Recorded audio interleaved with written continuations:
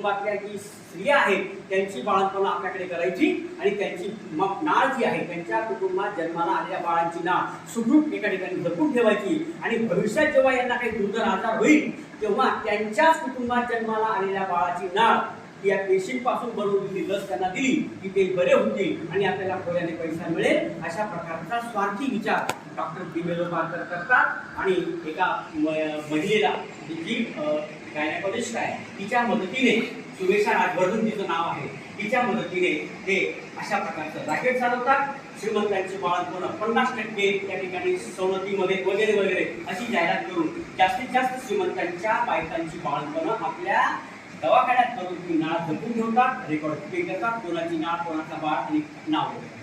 दुसरा प्लॉट असा या घटनेमध्ये असा आहे की चक्रवर्ती नावाचा एक माणूस आहे तो आता उपसचिव पदावर आहे आरोग्य विभागाच्या आणि त्याला वरच्या पदांवर जायचं आहे. मग आता नेमकं काय करायचं काय केलं पाहिजे की आपली वरच्या पदावर बढती होईल. नेमका त्याच काळामध्ये फायडिंग स्ट्रोम नावाचा एक आजार सागरी आजार जन्माला जसा कोरोना जन्माला आला ना मानव निर्मित आजार तसा एक सागरी जीवांपासून झालेला एक दुर्मिळ आजार येतो आणि लोकांचं आयुष्य अवघे 14 महिन्यात होतं. तो आजार त्याला झाला तो 14 महिन्यात मरणार अशा पद्धतीचं एक प्लॉट त्या कथेमध्ये आहे. मग आता चक्रवर्ती या स्त्रीचा गैरफायदा घेतो. तो म्हणतो की आता काय करायचं 14 महिने आहे शिल्लक आहे आणि या लोकांचं जर आपण आयुष्य वाढवलं तर मला मोठ्या पदावर बढती मिळेल आपण काहीतरी केलं पाहिजे असं म्हणून तो चर्चासत्र घेतो. त्या चर्चासत्रामध्ये वेगवेगळे संशोधक येतात.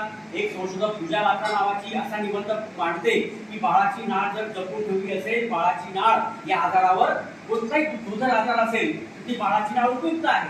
मग प्रश्न असा पडला की ज्या माणसाला आज निदान झालं फायनल स्ट्रॉंग त्याचं आयुष्य 14 महिन्याचं उरलं मग आता 14 महिन्यामध्ये त्याचं लग्न कधी होईल त्याला बाळ कधी होईल त्या बाळाची नाव कधी मिळेल 14 महिने निघून जातील. तेव्हा चक्रवर्ती अशा प्रकारचा प्लॅन करतो अशी योजना करतो की ज्यांना ज्यांना हा आजार झाला अशा लोकांचा शारीरिक संबंध भाड्याने गर्भाशय पुरवणाऱ्या स्त्रियांशी घडवून आणतात. भाड्याने गर्भाशय सरोगेट मदर ही कल्पना तुम्हाला माहिती असेल. अशा सरोगेट मदरशी संबंध घडवून आणतात.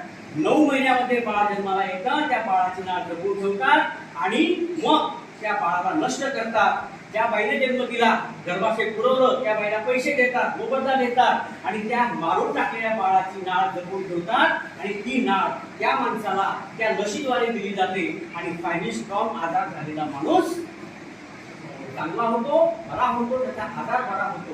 अशा पद्धतीने विज्ञानाने लावलेला जो बाळाच्या नाळेचा शोध आहे त्याचा दुसरा गैरवापर